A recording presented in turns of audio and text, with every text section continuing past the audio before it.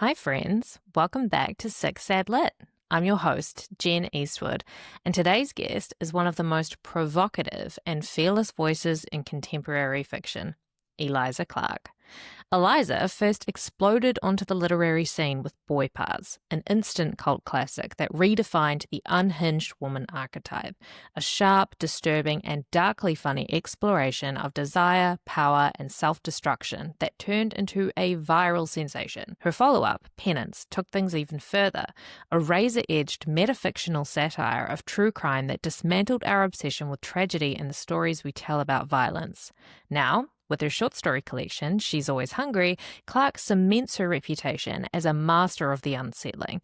These 11 stories, steeped in surrealism, feminist dread, and online era horror, confirm what readers have long suspected. Nobody captures the digital grotesque quite like her. Named to Granta's Best of Young British Novelists list and Forbes 30 Under 30 Europe, Clark writes with scalpel-like precision about modern alienation, from influencer culture to girlhood gone feral, always circling around the question of what it means to be seen, consumed, and devoured by the gaze. In this conversation, we talk about her relationship with the internet, the allure of difficult women, and how horror exposes the truth hiding beneath modern life. Now, here's my conversation with Eliza Clark.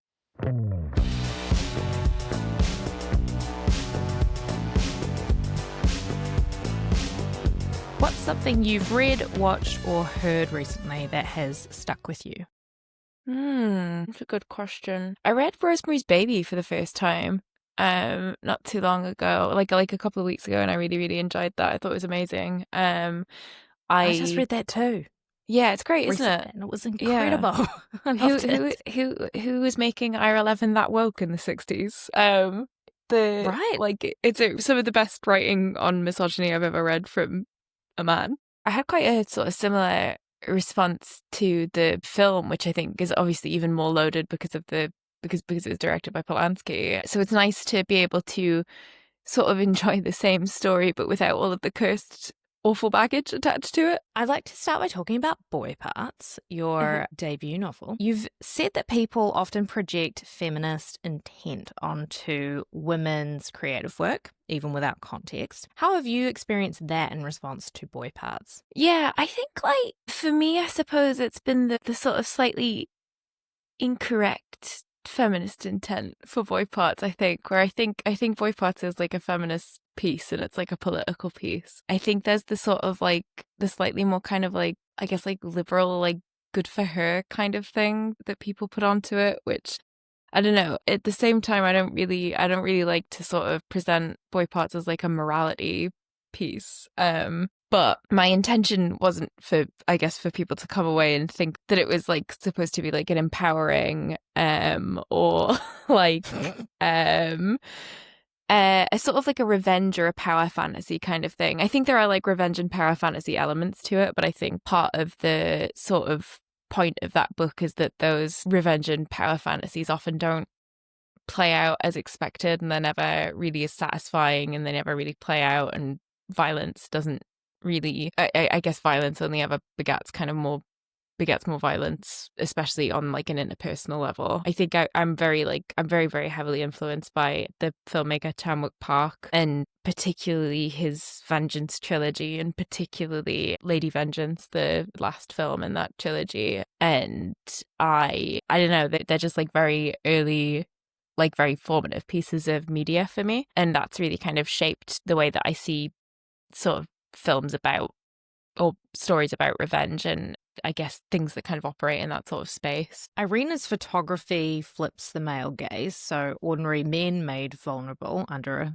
female artist's control. How do you see her work in relation to feminism, given that you have described her as apolitical in the past? Yeah, I think she thinks she's apolitical rather than I think she's apolitical, if that makes sense. I think of her work as kind of like trying to mirror and recreate the sort of degradation and kind of power stuff going on with male photographers and female subjects. I think of her as somebody who's not really so much trying to like respond to that work as she is like intentionally just trying to recreate it over and over again, or like I guess, but with just her behind the camera, which without people really thinking too much about the fact that she's a woman, and probably would be quite annoyed about the fact that that would be something that people would talk about quite a lot about our work, I suppose. But yeah, it's always funny talking about boy parts because I kind of don't know the extent to which this stuff is still in the book. I'm like so separated from it now. And I think also something that adds to it as well is that I have been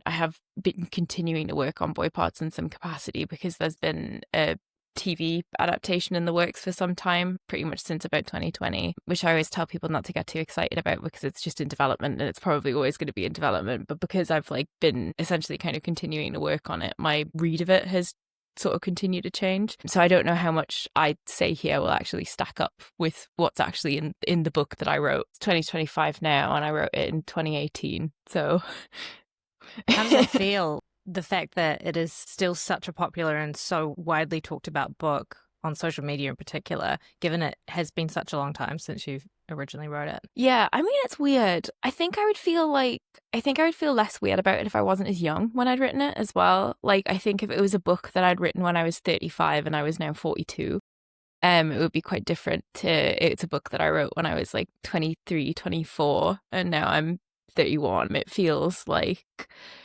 that's definitely strange because you change so much in that. I think across your 20s, I was like much angrier when I wrote it. I think I was also just like not quite as developed a writer when I wrote it. So there's a lot of like sort of funny things in there that might not necessarily have made it in past 25 if I'd written it when I was a little bit older. Yeah.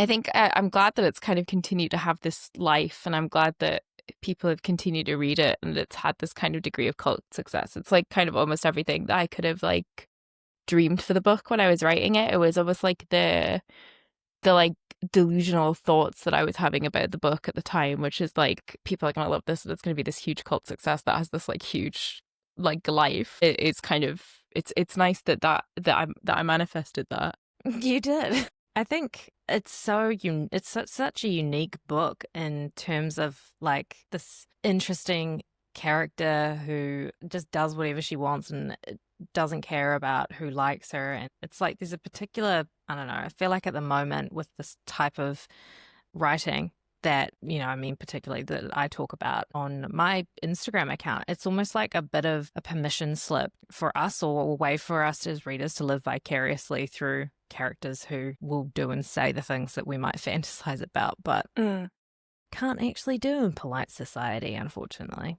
How did Irina first arrive to you as a character? I know that the concept for Boy Parts originally started out as a short story. Did she come to you first, or did the idea come to you first? And then how did she evolve as you worked on revising the book? I think it was the idea first. I think the initial sort of flash idea for it was the Charlie XCX video for boys, which has like a bunch of male celebrities like doing girls in a music video stuff. And I thought that was really interesting. There's something about I love the like aesthetic of that video, and I love that song, and I love how like fun and cute and like playful it is. And it's sort of like, it's a way that you don't often get to see like men, particularly not like there's a lot of like male sort of quite serious like male musicians in that video and stuff as well. You don't really get to see them doing like fun cute things. And there was something about I don't know, I just sort of saw it and I thought like this book literature somehow, this bit of short story. And I was doing a mentoring scheme with New Writing North at the time. I was being mentored by the great writer Matt Wazlowski, who's a primarily a sort of horror crime writer, has a series called Six Stories, which are really, really fantastic. I think people who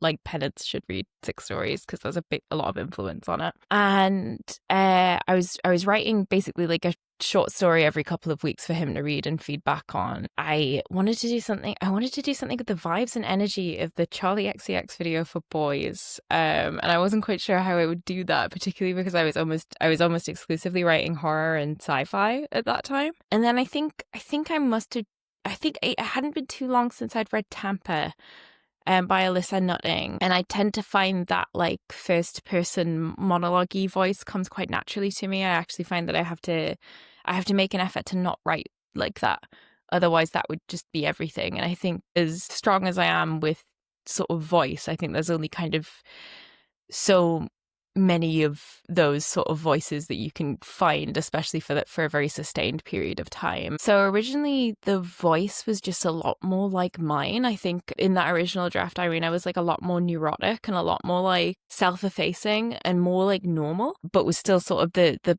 plot structure was more or less in place, where it was like, I think I was also working in retail at the time. I think I will have either been, I think I was like right at the tail end of working at an Apple store. Working at the Apple store in Eldon Square for Newcastle fans. And that shop had this like really big clear glass front, so you could like really see customers like coming and going, and you could see someone from really far away if they were like turning to come into the shop. And I had this like sort of recurring intrusive thought about a customer like walking into the shop, hitting me, and then walking back out again. So I think I was thinking a lot about that.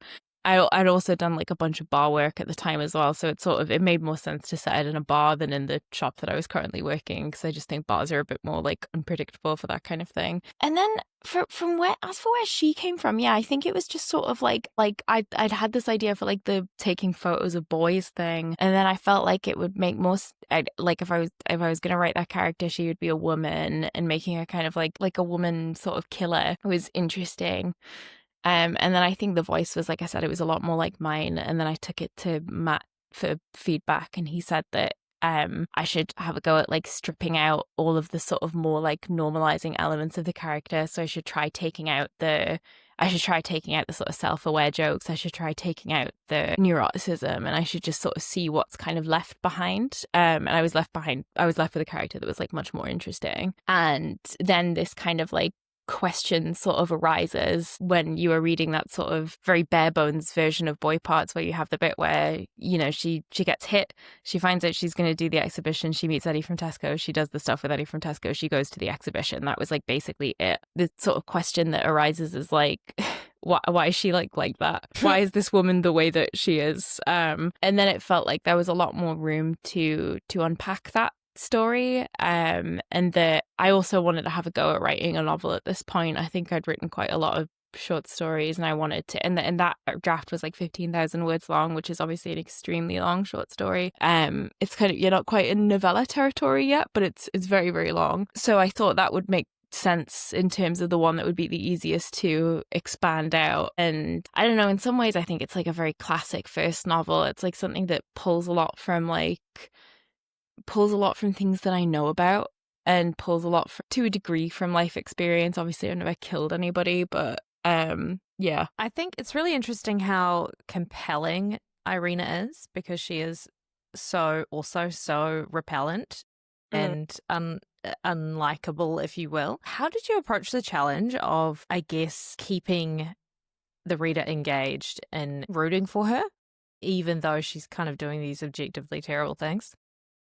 You know, I think because it was a first book, and because it was an experiment, I don't think I cared at all what the reader would be thinking. I think it was purely an exercise for me in a lot of ways. So I wasn't really thinking about keeping a reader engaged. And I think like humor is something that just tends to quite naturally come into my writing. I've kind of understood that a little bit more as a tool for keeping readers engaged. Like I feel like unconsciously keeping it funny and having breaks and having moments of kind of palate cleanser moments and moments of levity. I think those flashbacks are quite useful in a lot of ways for breaking it up.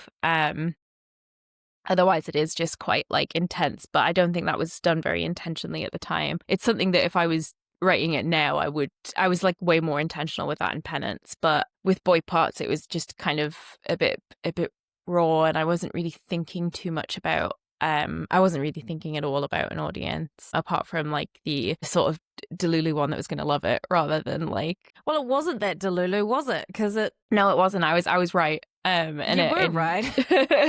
How was it spending so much time with it? How long did it take you to turn it or create the first draft, I guess, of a full-length novel out of it? How did you find the process of sticking with that one story as opposed to having been a short story writer up till that point?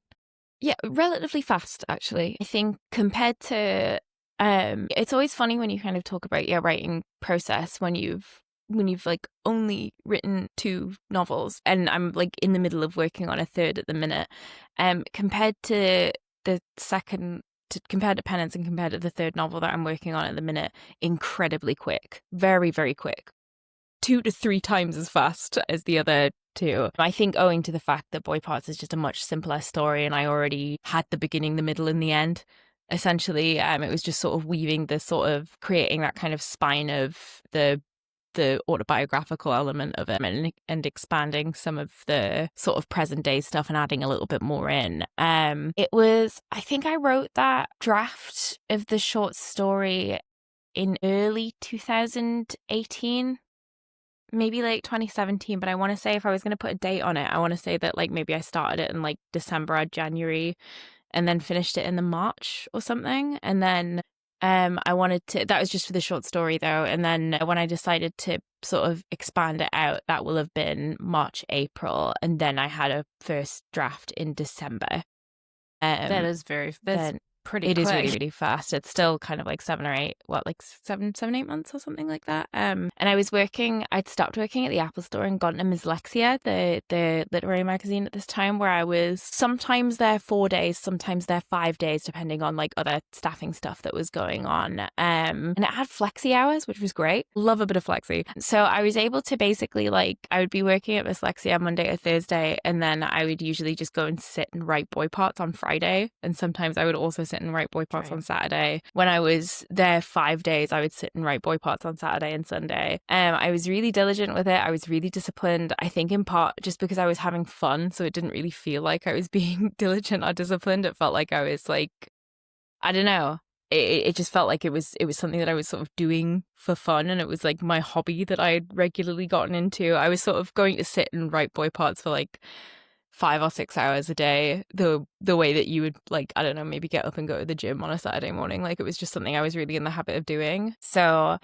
I think I was probably putting like, for having written it quite fast, I probably was putting about like 12 to 20 hours a week into it. And then January I started editing it. And I just basically, I sat and did the same thing, but I was just editing it over and over and over again. Where I would just sort of start at the beginning of the draft, I would go over it, I would edit it, I would come back to the beginning, I would go over it, I would edit it, which I'm always kind of a little bit embarrassed to talk about how like heavy my editing process is, because I always know that there'll always be someone listening to it who's just kind of like, oh, it's that bad when you edited it that much. But hard to imagine the let go of the invisible hater sometimes. But yeah, I and then I just edited it over and over again, and I worked on submission letters for agents. I didn't hear back from any agents. I think I either sent it to 11 or 12 agents with no response, apart from like two auto rejections from bigger agencies that had like an auto reject set up. That Well, sucks. not auto reject, but like the form rejections that would come after like a couple of weeks. Yeah, it did suck, and it was I really did require like a lot of, again, sort of delusion to kind of get through that period. And then I think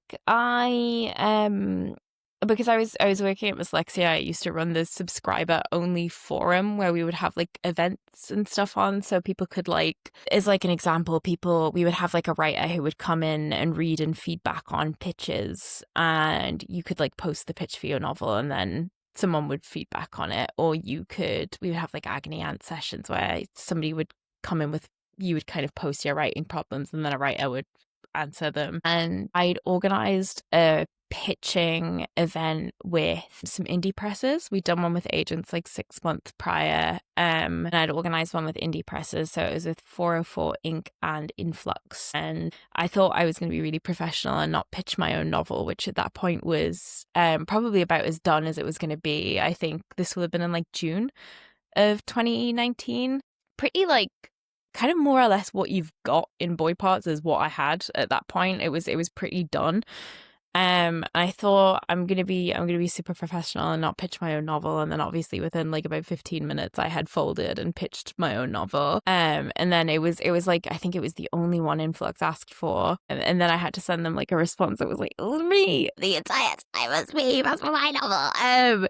Which was very embarrassing, but as we say in Newcastle, shy Ben's getting out. And then I think like they asked for the full manuscript maybe like a week or 2 weeks later, and I had a book deal within a month of that pitching session. Yeah. That's amazing. Also, I also like there's no prizes for staying quiet. Imagine if you hadn't. No. I know, exactly. I like to think it would have been published. I just don't think it would have done quite as well, because I think it would have been like, I think it would have been a little bit further down the pipeline of that trend, and people would have been a little bit more bored of it at that point. I think it was funner to be at the top end and kind of setting that trend than it was to be. I agree. Yeah. I also feel like boy parts is such a huge part of that trend. Part Yeah, of the I reason think- why it's a trend. I can't remember who I was talking to, even then maybe I shouldn't name them, but I was talking to another writer about it and told her that I hadn't had any responses from agents, and she said that she thought maybe it was about like 5 minutes ahead of its time at the point that I was sending it out, which I think is in some ways it's like a little bit of a frustrating place to be, because you can end up with like I had with like absolutely no responses, but it does mean that if you catch it and if you get out, that you're kind of in sort of prime position to really, really take advantage of something that you've, I guess, kind of sensed on the wind a little bit. I mean, in part, like Boy Parts was written as like, I haven't like seen Fleabag, but I was very aware of the hype around Fleabag, and I was aware of a few, not so much books, but like, well, I guess a few books and sort of TV shows and films that had that kind of like, it's about this woman. She's so crazy. She drank a whole bottle of wine and her life is falling apart, which I always found kind of very like, there's actually a really, really good one woman show called One Woman Show that explores the kind of like, this sort of like, I'm having a nervous breakdown, I'm 30 sort of piece of media written by a woman who is ostensibly like a middle-class high achiever and actually has no concept of what it's like for your life to sort of hilarious. fall apart. Yeah, it's really funny. There's like a bit where she like goes out and she's like, I'm hitting rock bottom, I've taken half an ecstasy pill and this is how you know that I've hit rock bottom. And there was a lot of stuff that I think felt like that to me, and Boy Parts was in part sort of written as a bit of a response to that, as a bit of a like, what if we kind of took that trend to its logical extreme? Like how do people actually kind of behave when they're properly self-destructing and when they're properly like hurting people and when there are actually consequences for their behavior? I was just thinking about something about what you were saying before about how people might quote unquote judge your revision process. I interviewed someone the other day who literally writes hundreds of drafts. Goes through she's written 2 novels, and for both of her novels she writes hundreds of drafts for each one. So Yeah. I think the process is what it is, and everyone has their different way of doing it. Also, anyone who would throw shade about that, like, have they written a novel?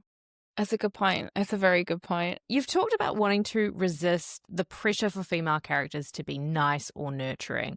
Why do you think that expectation still persists, particularly in fiction?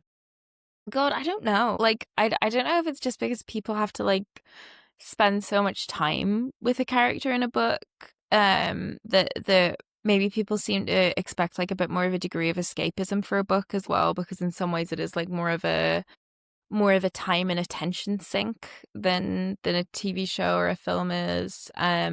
I think, to be fair, recently I actually gave up on a book for the first time because I found the protagonist too unpleasant to spend time with, which was, I was reading the David Peace series, the Red Riding books, 1974, the first one, and I just found the protagonist like, I think it's a very well written book, by the way. I think it's a good book, and I think David Peace is a really good writer, but I just couldn't tolerate the protagonist anymore. I was kind of like, I'm just like so fucking done with this guy at this point. So I kind of like, I guess like I can actually kind of sympathize with the time and attention sink. Like I think a book that is about a horrible person is sort of served by being shorter and probably by being kind of funny to break it up. I think it's just sometimes like stuff can be really mundane. Like I talk a lot about, there's a lot of like extreme cinema in boy parts, and a lot of people kind of assume that I'm like a huge fan of the genre and that I like watch a lot, which I do watch a lot of extreme cinema and I am interested in it.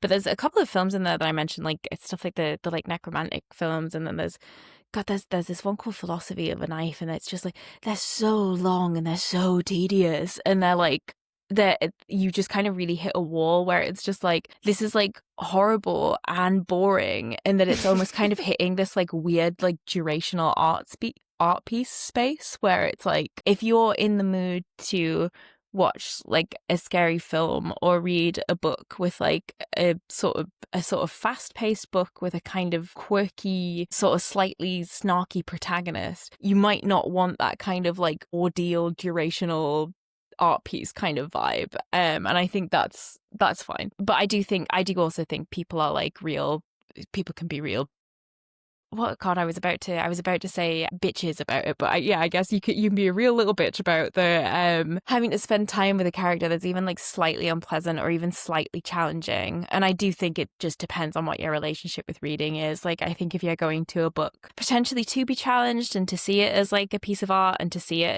as something that you might not necessarily have fun reading, then you're going to be a lot more open to this kind of thing. If you're coming into a book as like, essentially this piece of media should be serving me and what I want out of it, and what I want out of it is to have fun and relax and to have some kind of degree of escapism, obviously you're going to struggle. And I just think like that being particularly the case with female characters is just like, I think just kind of like a pure misogyny thing in some ways. I just think people are less patient with women. People are less likely to give women the benefit of the doubt and the time of day, and they're less likely to be patient with them. So I just think like something like Boy Parts might grate on someone more than someone who's like perfectly happy to sit and read American Psycho, which in some ways I think is actually a much more grating book than Boy Parts is, and I think like intentionally so, and I think that's, you know, I do think there's like a big misogyny element to it, really. Class geography and London-centric art world are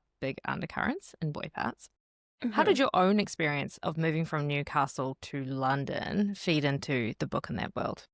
Well, I mean, it was like a big part of it, obviously. I think like it was just like a really big culture shock for me going from Newcastle to London. I think it's like there's just like a bunch of stuff that you don't really like have any concept of in the Northeast until you sort of move to London, and you're kind of exposed to like a very different kind of like wealth and a very different kind of access to what you see in your hometown. I think like the like wealth gap is just so enormous, and I think like the idea of people actually having like connections to an art industry or a film and TV industry was just so like anathema to me at the time. The shock of learning about nepotism and stuff, and the shock of having like no concept of like generational wealth and like people being able to, yeah, I don't know, like I'm always kind of conscious whenever I talk about this of not like overselling my own kind of like working class credentials. Like I identify as having a working class background. I no longer identify as working class myself. I just think I've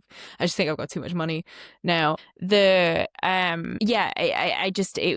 like an enormous shock, and there are like really big differences between the regions of the UK, and I think particularly the Northeast is quite isolated in a lot of ways, like culturally, linguistically, financially. It's just a very different place to the southeast of the UK. Like Newcastle has far more in common with Glasgow than it does with London or even like Birmingham, and I think even sometimes like Manchester feels like a very different city to Newcastle, even though they're both big northern cities. Yeah, I don't know. It's just I think a lot of what's going into it is just, I guess, that sense of like shock and like frustration and anger that like you kind of get to, I guess, especially when doing something like going to art school. It feels, it's a big risk. It does feel like a big risk. It feels like, you know, I think it probably would feel like less of a risk knowing what I do now about the kind of political and economic climate that I would then go to have my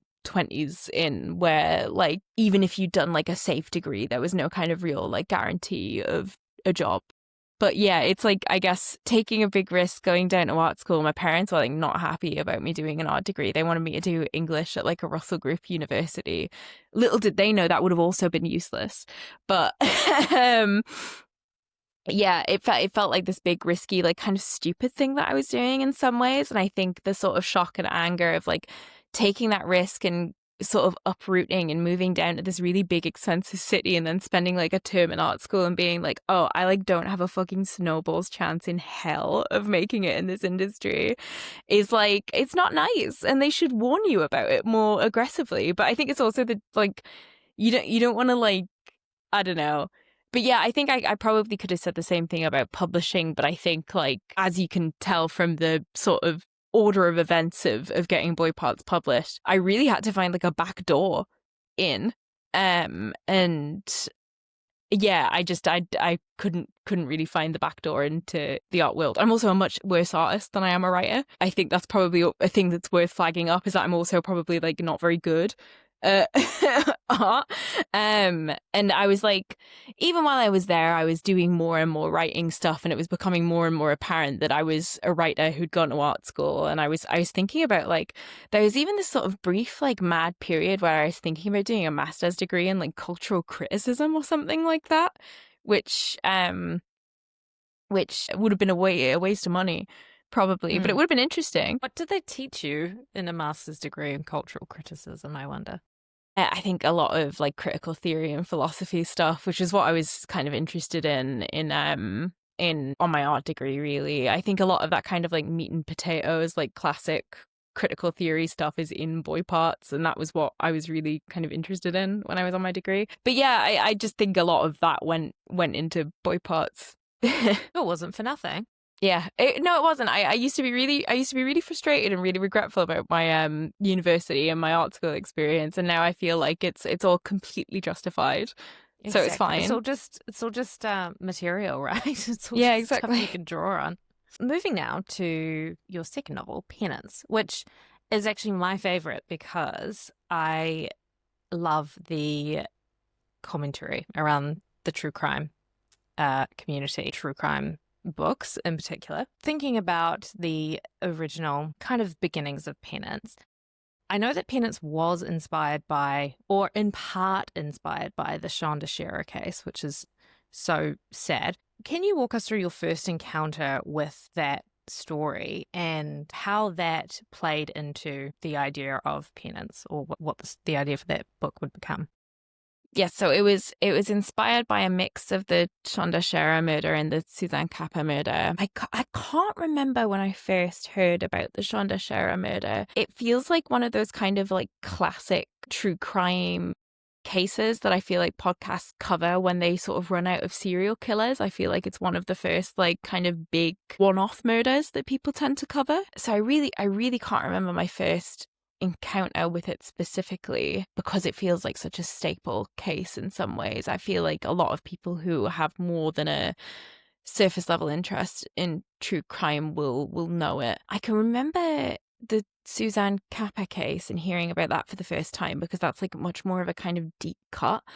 And I feel like, you know, when you kind of get to a certain point with consuming true crime content where you are actively seeking out those sort of deeper cut cases. Even when I was sort of quite casually consuming true crime without really thinking about it, I was always interested in that sense of seeking out more and more kind of obscure and extreme content. It sort of really reminded me of things that I had heard people with like pornography addictions talk about, of like constantly seeking out more and more kind of like depraved and extreme and intense content, which I thought was really interesting. I can remember finding out about the Suzanne Kappa murder for the first time, and it was on a podcast called Red Handed that I heard that for the first time. I knew that podcast. Yeah, which I don't mind. I think Red Handed are the sort of among the kind of better of true crime podcasts. But yeah, I remember hearing about that for the first time and thinking, like, basically hearing the kind of story, which is like not entirely dissimilar to Penance, and finding it like really, really vivid and really, really visceral, and that story just kind of staying with me very, very strongly. And then when I came to write Penance, because I was in a 2-book deal, So I had to write a second book. I just kind of very artificially chose a topic that I thought would sustain me for the sort of process of writing a full novel.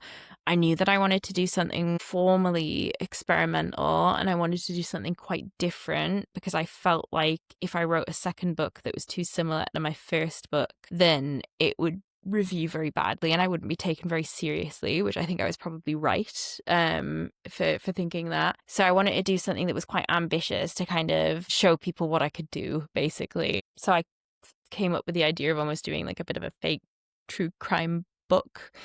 And then the cases that I sort of picked were just ones that I thought that ones that had stuck with me and ones that I thought I could sort of put an interesting spin on, which I actually feel really like strange about that now, because I think my relationship with true crime changed so much while I was writing Penance.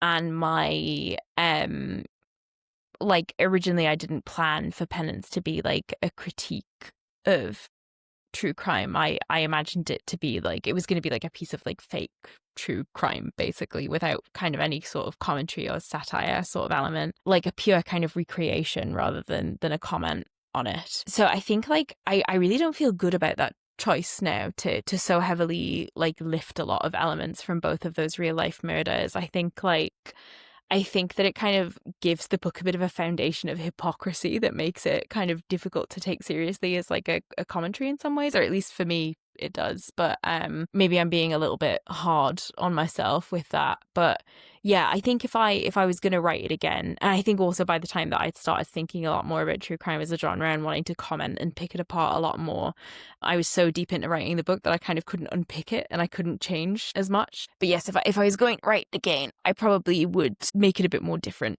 than those sort of real life cases that I'd picked on. But yeah, and then I had quite a difficult time writing Penance compared to Boy Parts. Boy Parts came very naturally to me, I think, because of I guess it's like a first novel. You kind of do a bunch of first novel things, which is you write what you know, tick, and then you kind of go for a voice that comes very naturally to you, which was what I did. Whereas with Penance, much structurally a much more complicated book, thematically a much more complicated book, and voice wise a lot more difficult. There's just a lot more stuff going on with it, and I kind of knew it was going to be difficult, but I don't think I realized quite how big of a task I'd given myself, because I started writing it and like, yeah, if we're almost carrying on from me getting the book deal for Boy Parts in summer of 2019, we're now in autumn of 2019, and I'm thinking, oh yeah, I should probably start writing a second book, I guess. So I was coming right off of Boy Parts, and yeah, it was just a much slower process. I think I wrote like the first sort of bits of it in autumn, winter of 2019. And then obviously the pandemic hit in early 2020,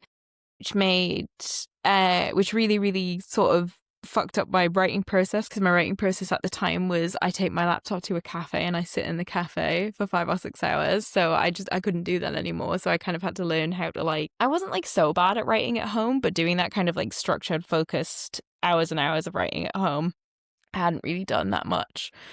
So I don't think I wrote a great deal of it until after Boy Parts came out in summer of 2020, at which point I had another thought of like, fuck, I need to write this second book again that I've been told about that I'm gonna have to write. So I went back to it, and I think I was trying to like go back to what I know. So originally I was gonna like, I think Penance was going to like not so much have too much interjection from like Corelli, and it was going to be mostly like these long sort of monologues from each of the girls' point of view, almost like a bit of a Rashomon thing with like the town history sort of woven in between, and it like didn't work at all. There was like a chapter with Angelica that was like completed like that, and it was like 10,000 words long. It was unreadable, like fucking awful, in terms of like, not that it was badly written. I think it was too much in Angelica's voice, and she's very annoying. And I just thought like, this is like unbearable. I can't like ask a reader to sit and do this, not just once, but kind of 4 times. And so I scrapped it and I got rid of loads of it, and I took a break and went back to it. And then in early 2021, I sort of realized that I needed to. In early 2021, we also sold the book to Faber. So I was with Influx, who are a small press, and then I moved to Faber and Faber. So I had to polish and tidy up the first 30,000 words for them so they could see something from it. And then I needed to get back to it. So because I had sort of bought myself another year by moving publishers, I then had time to kind of stop and read for a really long time. So I just read like a shitload of like true crime books, really, really studied the structure, really, really thought a lot about how they were put together.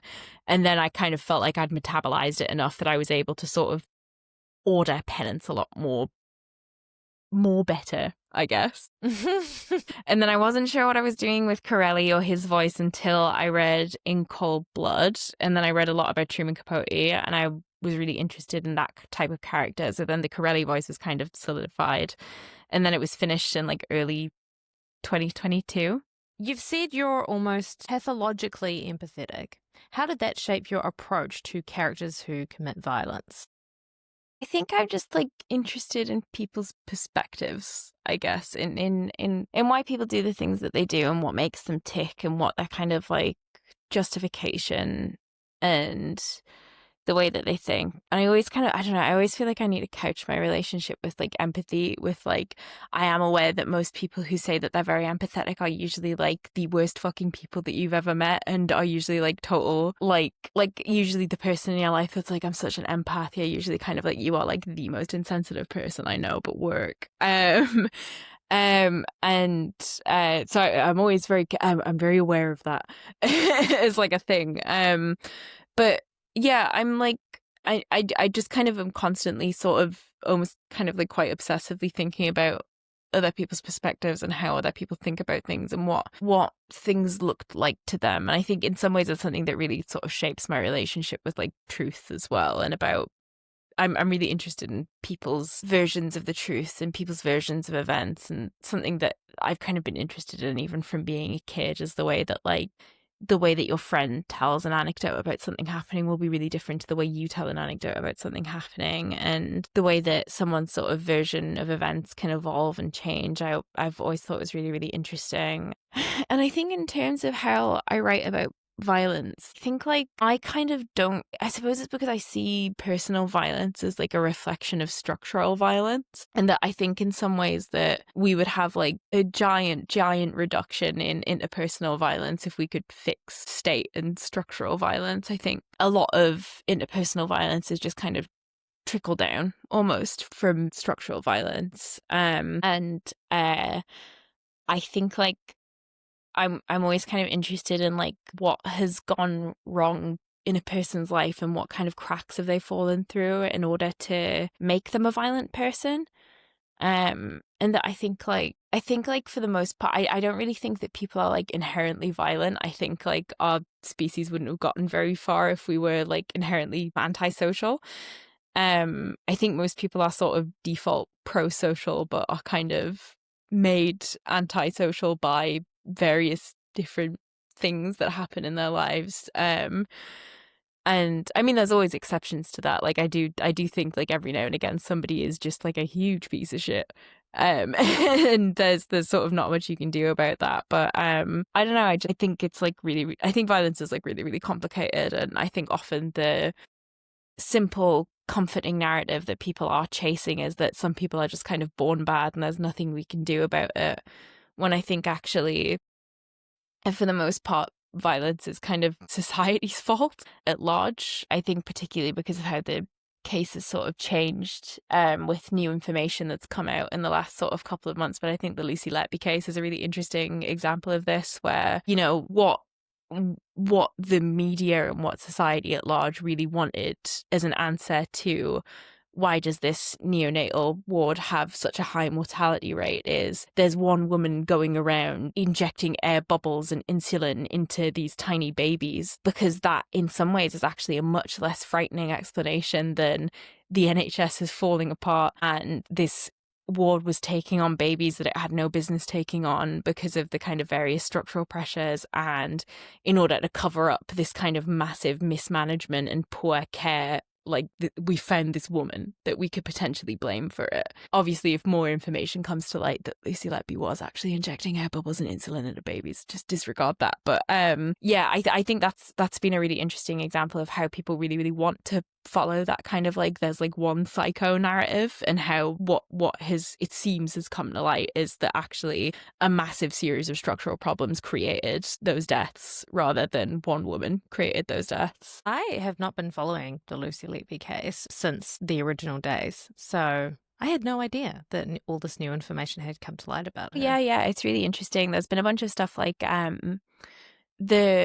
the insulin levels in the babies that they thought was guaranteed to be because she was injecting them with insulin is actually a completely normal amount of insulin for a neonate to have in its bloodstream. There was like one of the main doctors on the ward who was like one of the big eyewitnesses. Like one of his statements was completely false, and he also gave testimony in court which was like, he said that he'd never seen a 20-week-old baby pull out its own intubation tube, when actually, when they spoke to a bunch of other neonatal experts, they were like, oh no, that happens all the time. Because a neonate is so small, they only need to kind of knock out their tube like a centimetre for it to be out. So it just happens all the time. Jesus. Yeah, it's really interesting. I'm friends with Julia Armfield, and when the sort of the submarine, the Titanic submarine thing happened, people kept sending her the submarine. My submarine has been the Lucy Letby case. So a lot of people have been sort of doing the like, you seen this? You heard about this? God, if that's true and she didn't do it, then that's ruined her life. Imagine being accused of that. It's insane. It's insane. I think like there was a lot of talk about her like behavior in court being really off, and that she was like really sort of like cold and unresponsive, and it's just kind of like, yeah, I mean, you probably would be pretty unresponsive if you were in court for like 7 murders that you potentially hadn't done, allegedly. Ugh. I do feel like, especially with the way that defendants behave in court, there is literally no way they could possibly, there's just nothing they can do that would there really isn't be seen as being the appropriate reaction. They're either too hysterical, so they must be hiding something, they must be guilty, or they're not hysterical enough and therefore they must be guilty. There is just no, like, there's nothing they could do that would possibly garner the approval of the media and the public, I don't think. Yeah, no, it's absolutely insane. Like, I think we saw a lot of that with the Amber Heard Johnny Depp case, where people were picking apart her body language and her behavior on the stand, where like everybody's like a fucking body language expert all of a sudden. And also I just think like, what do you mean body language? Like, I don't know, just shut up. Yeah. Shut up. I know. It's just so gross, actually. Speaking about poor behavior, I find it really interesting in the book how the girls, their parents are largely cover for them or excuse their behavior or like kind of brush over how poorly they behave. I think that's quite an interesting thing to look at, especially considering like the socio-political and psychological conditions or things that they might be experiencing. So what role did the parents play for you in terms of bringing a fuller picture to life of the behaviors of those girls? Yeah, I was like, I think the role of like parents in these sort of child murder cases is always really interesting, and by which I mean murders perpetrated by children, I suppose. If I'm using child murder going forward, I mean murders perpetrated by children rather than murders of children. That like I think they're sort of almost like the first or second port of call for blame for a lot of people, where it's like, what were the parents doing and how were they, like, basically to what extent was it the parents' fault that this happened? And I think I think that's just something interesting that kind of stuck out in my research, is that like, not that parents of perpetrators are often interviewed or often sort of want to, but it's kind of thinking about how you would respond if your own child had been accused of something like that. You're kind of not gonna be like, oh yeah, it was like 100% like my fault. I'm just like a terrible parent, and my kid just sucks, and also I suck, and that's how this happened.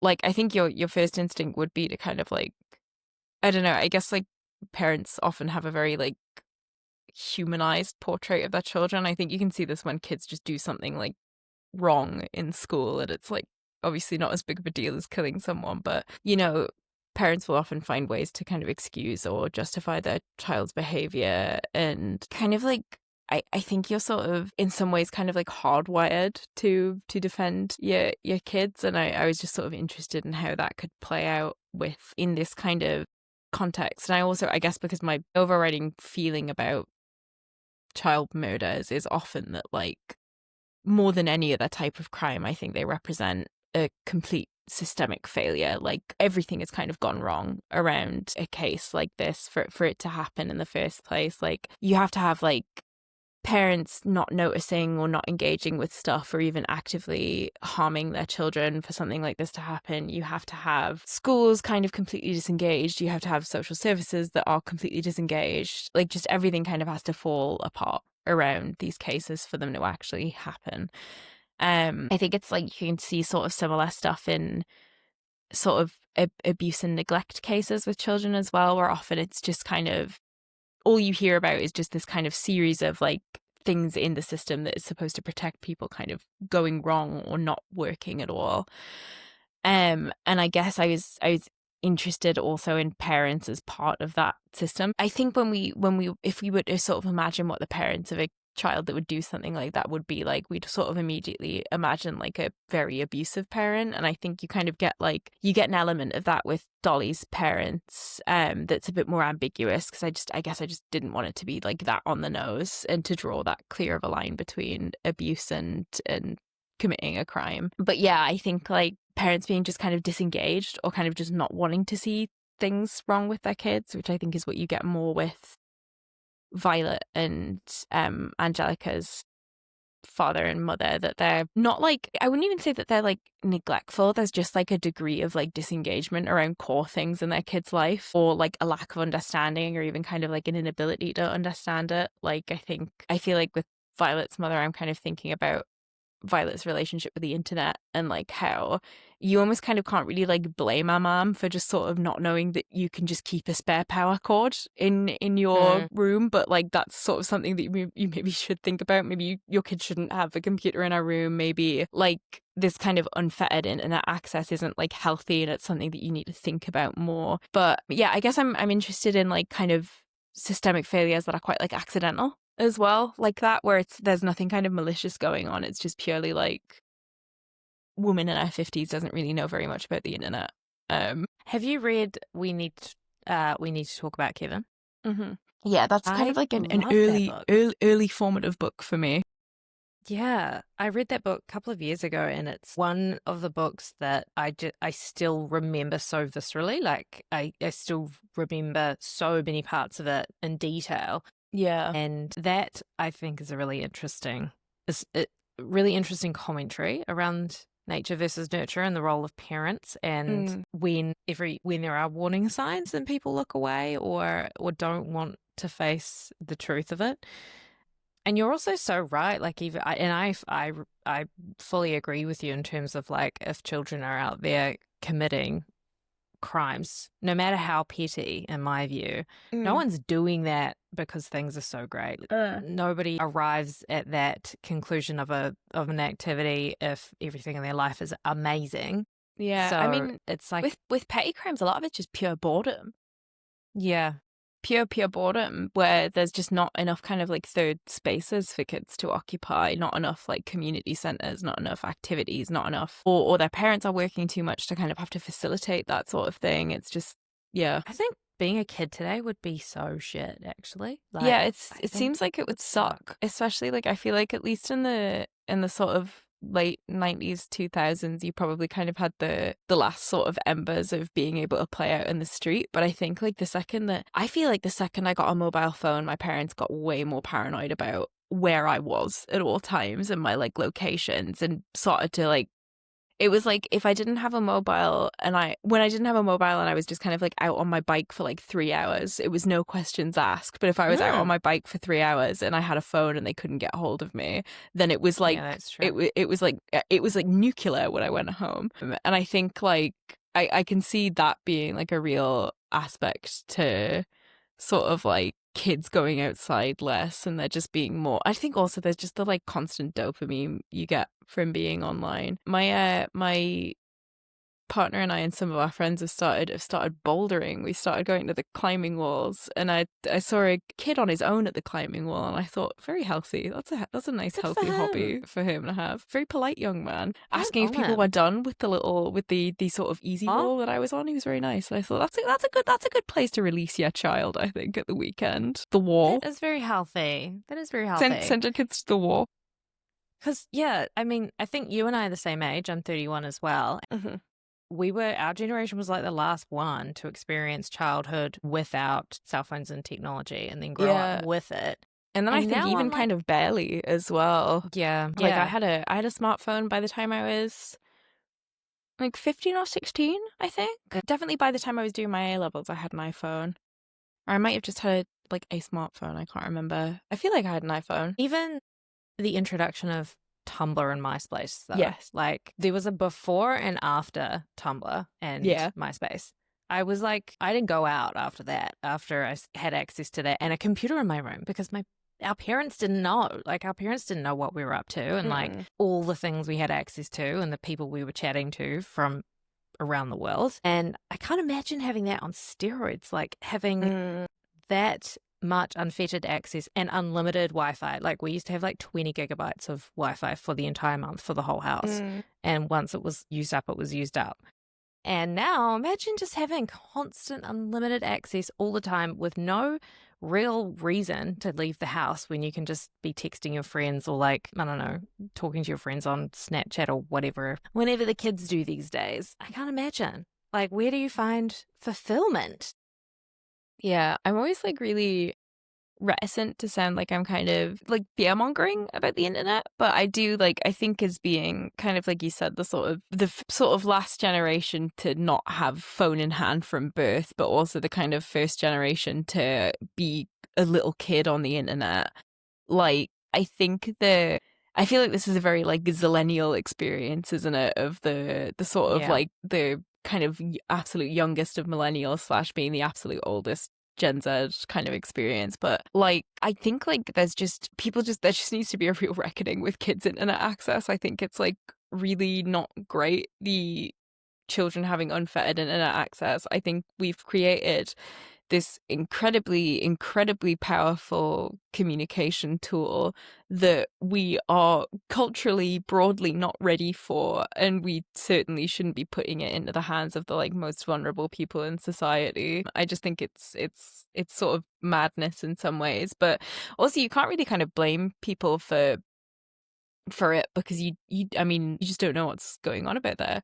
My parents don't know what a shock site is. My parents had no idea what Goatsy was. They just thought I was on Neopets all the time, which I was.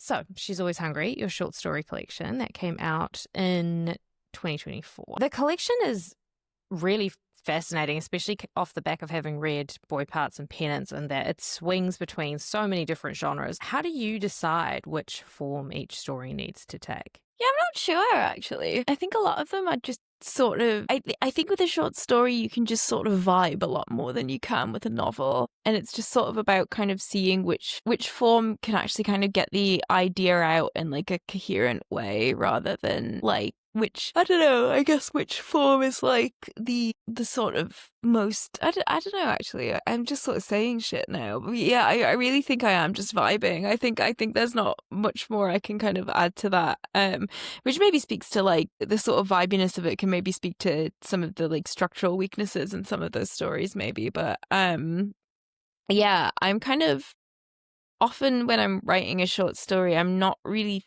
thinking too intentionally at first about what I'm doing with it. I think I'm having the idea, I'm having the tone, I'm having the kind of sort of almost like a sense of the aesthetic of what the story is, and then I'm just kind of feeling it out, if that makes sense. I think a lot of them have a lot of them are kind of like either sort of usually about 2 or 3 ideas kind of slammed together, and then I just kind of just sort of feeling my way through them. A lot of them have pretty like simple explanations as well. Like I think or simple inspiration points as well. Like I think I'm kind of talking about the sort of like matrix of kind of like fairly complex stuff that's going on with like Boy Parts and Penance, whereas like to use like Company Man as an example, I already said that I'm a huge fan of Chan-wook Park. It was like I left seeing Decision to Leave and was like, I would like to write something that is like Decision to Leave. And then that was kind of it. And that was kind of what I came away with for that. It's usually a lot of them are kind of inspired by like a couple of films, or it'll be like a couple of ideas that I kind of smushed together. Like for the title story, She's Always Hungry, I like always wanted to write. I always had this, not that it's like my idea because it's quite a generic idea in a lot of ways, but like the idea of somebody like capturing like a mermaid and keeping it as a pet, which I feel like I was first exposed to that idea via one of the guinea pig films, Mermaid in a Manhole, which is a horrible Japanese exploitation film about an artist who finds a mermaid in a manhole and then paints her while she rots in his bathtub. And I really like the idea of doing something with that, but that's only like half. It's sort of one idea, but it's not a full short story. And then when I was researching Penance, I read Killing for Company, which is a book about Dennis Nilsson, and there was this really, really interesting chapter about the fishing villages in Aberdeenshire that he grew up in, and how they're super matriarchal because all of the men die quite young at sea, and how there are only kind of like 5 or 6 last names sort of going around because all the same families have lived there for hundreds of years, and they're only using kind of like a handful of very traditional Christian names. So you've got like this very, very elaborate nicknaming system to identify who's like, which Elizabeth White are we talking about right now? Which like Andrew Fisher are we talking about right now? And I was really, really interested in that. So that was just, and they just sort of felt like they fit together quite naturally. And then sort of more stuff kind of comes up as you're writing it. I think probably the most like complex story in that collection is the longest, which is Hollow Bones, which was originally like much longer. And I've cut loads of stuff from that for the draft. That was written around the same time as Boy Part, so that's been through a bunch of different drafts. Yeah, sorry, I was just sort of rambling there, but no, it's great. I was going to ask you, were you working on these stories throughout other projects, or did you kind of sit down to work on the collection? Yes, let me pull up my list of them so I can tell you when each of them were written. Okay, I've got my PDF, which will have just the contents page, which I can refer to. Yes, so Build a Body Like Mine, Hollow Bones, and Shake Well were all written pre or around the same time as Boy Parts, and are the ones that have been the most kind of heavily edited and are the most different from their first drafts. The Problem Solver was written at some point in 2019 because I wanted to write something short that I could submit for competitions, and I wanted to come up with a concept that I thought would be sort of topical at the time. I think that's the worst one. That's the one that nearly probably went from the collection, but it's still there because I think it's all right. I think it's all right, but it was definitely, to me, it reads as something that I wrote because I wanted to submit stuff to competitions. So that was written in 2019 during the pandemic / sort of around the same time as Penance, where She's Always Hungry, The Shadow of a Little Chitaly, Goth Girth, An Extinction Event, and Night Stalkers. They're all pandemic stories. Company Man was written in late 2022, and The King was written in like late 23, early 24. Yeah, so quite a span. They kind of go over about like 6-7 years because of the sort of long story. It's funny. It's like I feel like there are kind of two different types of short story collections where you either have this like the best of, which is like here's all the best of the short stories I've written over the last like 10 years, or you have the kind of more concept album thing where it's like here's a bunch of stories that I've sat and written all around the same time, which are kind of all on a theme. And I think people often sort of assume it's the second type when actually I was only ever thinking of it as like, here's a disparate collection of short stories that aren't really connected at all. But I think because I'm only interested in like a few themes, they do kind of have like a bit of a clear sort of through line. But that does also, if anybody reads the short story collection and thinks there are a couple of stories that are like totally off theme, that's why. It's because I didn't really think there was a theme when I was writing it. I enjoyed that. I thought it was fun and unexpected. And actually, because I feel like Penance and Boy Parts are so different, I wasn't that surprised by like it would have been more surprising if they were all the same or like all along the same thing. I thought it was fun and very interesting to see exploration into sci-fi. I really love the Little Chiddly story. That one is my favorite, which is such an interesting play on form. How did that story come to you in terms of, for anyone listening who hasn't read it, it's written in the form of reviews, like Google reviews for a restaurant. It was like, I think it's like, that's probably like, I feel like that's my most pandemic-y of the stories written during the pandemic, because we were just getting a lot of takeaways. It felt like our only sort of form of like external stimulation. It was like the only thing that you could kind of do for entertainment. So at some points, and I think it was like, speaking of inshitification, it felt like the delivery apps went through a real inshitification during the pandemic, which is probably just because of the awful pressure on drivers and the fact that those companies, which were already unethical, probably got like a million times worse during the pandemic. But it was like watching the app sort of slowly break down in real time, I think was something that was an inspiration point for it. Like I remember having like, there were points where like we had like a driver just like vanish in the middle of a delivery and like never reappear, and stuff like that, and just kind of like watching the app kind of glitch out and the sort of little driver's kind of icon kind of flick all over London at points. It was really funny where you would kind of open it and be like, where is he? And we are living near King's Cross at the time, and you'd look at it and be like, he's in Haringey. Just odd kind of things like that. But then also the Instagram account Takeaway Trauma was a big inspiration point. I think I might have just sat and read Takeaway Trauma one day like it was a book. And I just sort of had the thought of like, what if all of these were for the same restaurant? And then I got the name from, there was a Chinese Italian takeaway. It was a Chinese that did pizzas in the West End of Newcastle at some point, like 10 years ago, called Chittily. That's hilarious. Yeah, which I think, terrible name for a restaurant. Really funny, specifically in Newcastle as well, because the accent has like a really pronounced glottal stop. So it's not like it's like the pun barely works because you're saying like chili. And I quite often have to like, I remember when I like read it once and I had to like spell the name out so it worked, because I was aware that because of my own glottal stop, I was just going like chili, and people had no idea what I was saying. It had like a shockingly low rating as well. I remember my friend like desperately wanting us to order something from Chitterley because she thought the name was so funny, and me refusing because I thought that the rating was way too low and I didn't trust it. I think that closed some time ago, but yes. That's so funny to know that is a real place. So you were working on a lot of stories during the pandemic between Penance and also your story collection. And considering your typical routine to that point had been disrupted, that's quite impressive. How did you juggle so many different creative projects at once? I think I was relatively productive with the short stories during that period because it was good. It was nice to have a break from Penance.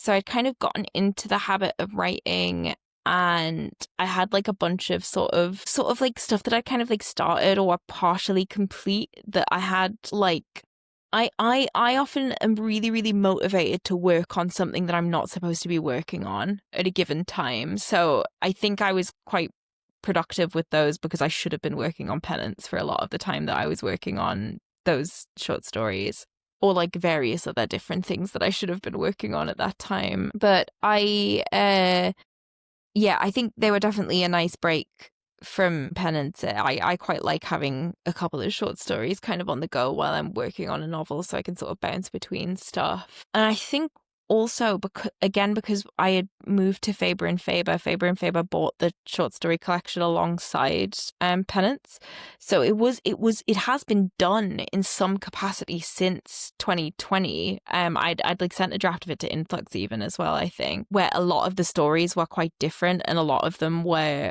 ones that I'd written during that period of mentorship with New Writing North. And I think we were kind of gearing up toward publication. It was also originally the publishing schedule was going to be quite different. So Penance was going to be out the hardback of Penance was going to be out in spring 23, and then the hardback of She's Always Hungry was going to be autumn 23. So it was on a much more accelerated path, and it was like, I think we'd sort of started talking about, like, my editor had started like, should we do an edit of She's Always Hungry? And I think I read it and was like, half of these stories are like garbage and I want rid of them. So I think I like cut half of the original collection and then felt quite motivated to kind of replace a bunch of those stories. So I didn't have a lot of time, but I think I had the benefit of like sort of the time pressure, but also like it was like an element of procrastination. So it was like there was like a draft that was complete at the end of 2022, and then it was like I got told in January that they decided to bump it to 2024, which I was actually really relieved about, because I thought the that publishing schedule was minging that they'd given me. So I was quite glad that it got bumped. It might have been bumped a bit earlier than that actually, but yeah, which was good, and like a big relief. And it meant that I had time to just polish stuff and redraft them, and I had time to write The King as well, which was something that came together relatively quickly at the end of 2023. Yeah, so it was a bit like, interestingly, sort of a little bit all over the place, I think. But yeah, it feels like the bulk of that collection now was written during the pandemic. You have said in previous interviews that you were quite a prolific fan fiction writer. Yes. Back in the day. Do you think your background in fan fiction has shaped your willingness to explore and experiment in genre across short stories and even in your novel formats too? Yeah, I think it probably has, you know. I feel like because when you're working in that kind of like transformative fiction space, you are just, in a lot of ways, you are just sort of vibing. And it's like, I was always really interested in like, I was never much of an alternate universe girly. I've always kind of been interested in what you can kind of do within the constraints of the canon of something past a certain point, because otherwise what's the point? Why are you even writing fan fiction if you've kind of gone off the point so far? You should be working on original fiction. And that's usually the kind of, I think that was also me as I was kind of developing my writing practice. I kind of felt a bit like, if you're doing some kind of crazy AU, you should just be working on your own original fiction right now. And if you want to write fan fiction, you've got to do something interesting with the source material. But yeah, I think it definitely helped with like idea generation and with like knowing roughly how long an idea is. I think this is like a really difficult skill to cultivate, is knowing whether an idea is like a novel or a short story. And then if it's an idea for a short story, is it a 2,000 word short story, a 5,000 word short story, or a 10,000 word short story? And I think fan fiction was really, really good for giving me kind of like an ability to sort of ballpark how long something is going to be, which I think has been really, really useful. In terms of experimentation, yeah, I just think it just sort of opens you up to like possibilities of stuff that you can potentially do with your writing. I think it kind of gives you the benefit of being a little bit braver with stuff as well. It means that you're kind of used to sharing your work with an audience. I think it makes you kind of like care a little bit less about what that potential audience will think as well, because it's something that you're kind of just doing out of sheer madness. I mean, that's the only reason to kind of write fan fiction, is because you've kind of been driven so insane by how much you love something and also how much you want to write. And those two sort of weird things are kind of coming together to help you, or I guess to carry you to some kind of like weird feverish like 20,000 word fanfic you've written about some shit. What was your fanfic choice? Like, what was your, book of choice that you would riff off, or film of choice? To be honest, I was much more interested in writing and having an audience for writing, I think, in some ways, than I was being like super loyal to a particular fandom. So I used to jump around between fandoms a lot. I tend not to disclose which fandoms I was in, just because I think I people can be a little bit invasive with that kind of stuff, and I'd rather that old work was kind of just left to lie in peace if it can. But I used to bounce around between like a bunch of different stuff, whether it was like books, web comics, anime, bits and bobs like that, video games and stuff. I was kind of all over the place, and I worked under a bunch of different accounts, so no one will ever find or like. I was gonna ask, did you use a pseudonym? Yes, I had like a bunch. I think I basically used to like change out for every fandom that I moved to, which I would recommend if you're a budding writer. Try not to create too much of a fan fiction digital footprint for yourself. And yeah, because every now and again, like a friend of mine sent me a screenshot where somebody had like commented on a TikTok about boy parts that was like, I used to read her blank fan fiction, and I kind of felt like, is there like no honor among thieves here? Like, can we just not? Could we just not? They nearly doxed you. Yeah, I know. It's like, please don't dox my old fanfic. I'd really appreciate it if you didn't. Do you think readers respond to your short stories differently to your novels? I don't know. I make like a really concerted effort not to read reader reviews. Just because I think they're not for me, and stuff that you get tagged in on social media is usually always just positive, I think. Although the common theme with short stories, which is completely what I was expecting, is the mixed response, which is just there's always going to be stuff in a short story collection that you don't like, and it's always going to be like a hit or miss thing. And in some ways it's like, it's funny because it's like with a short story collection, it's often stuff that like you're personally really interested in, and it's kind of like your sort of personal matrix of stuff that you like. And no matter how proud of it you are, no matter how good you think every single short story is, you're just opening yourself up to get a bunch of 3-star reviews that are like, I like some of it, I didn't like others. It wasn't always for me. Yeah, so you're kind of like, I think the ones that I tend to notice, like even in positive ones that I've been tagged in, will be like people specifically like to tell me that they didn't like the science fiction ones, which I think is cool. Great. Thanks. Thank you. What do you want to do with that information? Which in some ways is actually like the kind of like stuff to hear as a writer is like, as far as like criticism goes, it's actually pretty good. And I'm always appreciative when a reader identifies that something isn't bad, it's just not aligned with their taste. And I actually think people are pretty generous and pretty good with short story collections to have that kind of a read on something where it's like, this wasn't bad, I just wasn't for me. Yeah, so I think that's probably the big kind of difference, really, is that you're like, you're opening yourself up to a lot more mixed reviews, whereas with a novel, people tend to, I think, like have a much more like, obviously you can just have a much more holistic response to a novel because it's not 12 different things all doing something quite different. I have a theory about short story because I love short story collections. Some of my favorite books ever are short story collections, and I also think you get so much, they're so valuable because you're getting so much out of it, and you have to take your time, I think, because when you read it, because you can't like just sit there and well, I find I don't want to sit there and just binge the whole collection, because you want to read one and enjoy it and like think about it and then take your time and read the next one. But I wonder that in this age of book talkification of reading, that people don't appreciate the reading experience of short stories because it's about like quantity over quality.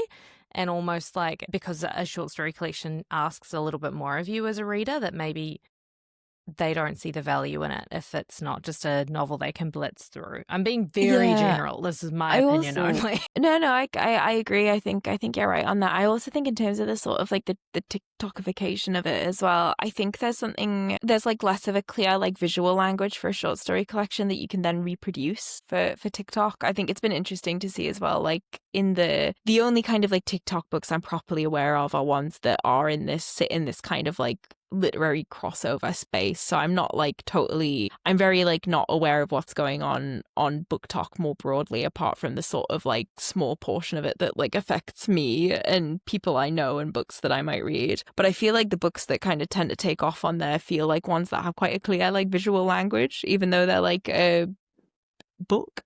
That ostensibly isn't very, it's just not a visual object, is it? But I wonder if there's something as well in that a short story collection doesn't really have like an aesthetic the way that a novel can have. You can't really put together like when I think about the like, if you were to talk about the aesthetic of a novel like The Secret History or something, you can very clearly like imagine a bunch of different things in your head, whereas if you were to sort of imagine putting together like something like that for like She's Always Hungry, just because it's the short story collection we're talking about, you can't really kind of do the same clear like visual coding with it, which I wonder if that's like an element of it. But also it's like you said, it's just it asks you, a short story collection is asking you to shift gears quite a lot.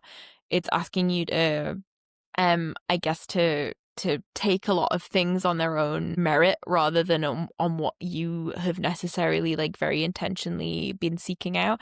I think as well because we're in this sort of like hyper genreification of books where it's like you're not just picking up like a fantasy book anymore, are you? You're picking up a friends to lovers, romantasy, elves and magic with this magic system kind of thing instead of like it's a short story collection by a writer. There's like a bunch of different shit going on in here and you're gonna have to like almost like it or lump it a little bit. And I think maybe that's like an element is that the reader has like very little control over what goes on in a short story collection, whereas I think you've got a lot more control over a novel that you're reading because you know that you're going in for probably quite a specific experience.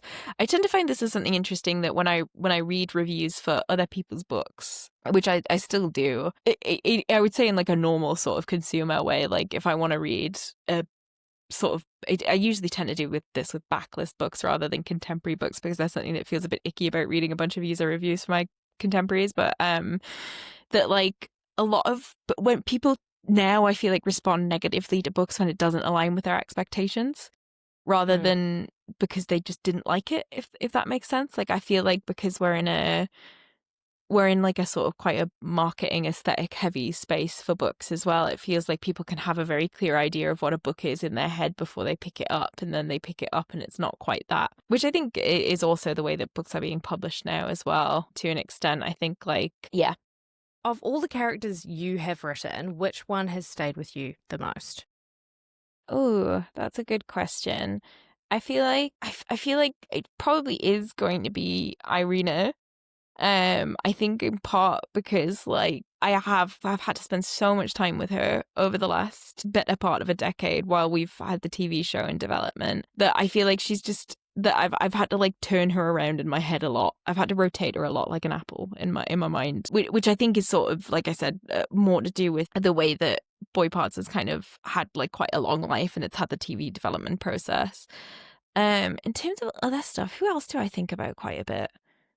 I think like Penance was written in like such more of a mechanical way that I don't really feel like I turn Penance around in my head quite as much. I think like also because the sort of setup for Penance is like so like not great. It's not like a book that I spend a lot of time with in my head, if that makes sense. Like even when I wasn't writing it, I didn't tend to think about it too much. And I feel like with the short story collection, again, like because the characters are a lot more functional in that sort of space, I've definitely spent a lot more time thinking about characters in the novel that I'm writing at the minute. I think that's something that I've spent like a lot of time turning over, and there's like maybe one or two of the characters in there that I think about a lot and I spend like a lot of mental time with. But I think for the most part, for like practical reasons, it probably is just Irina. I probably spent a lot of time turning Irina around in my head. Last question.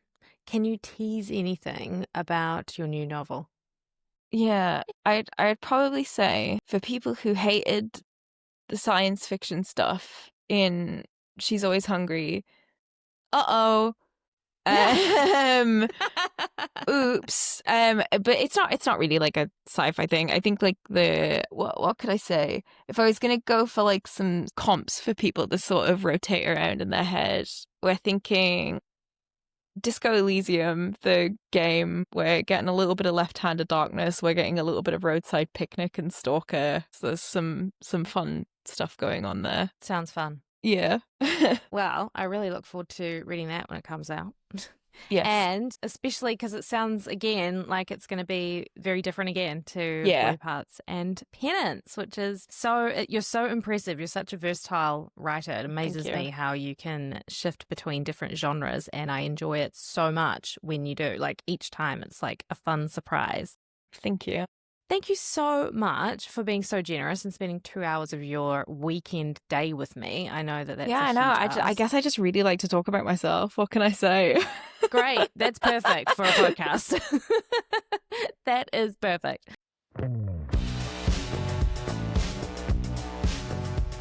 Thanks so much for listening to Six Sad Lit. If you enjoyed this episode, don't forget to follow or subscribe wherever you get your podcasts. And if you really loved it, leaving a quick review helps other readers and writers find the show. And if you want to keep the conversation going, come hang out with us in the Six Sad Friends Discord book club. Come for the books, stay for the friends. You'll find the link in the show notes below. Until next time, thanks for listening.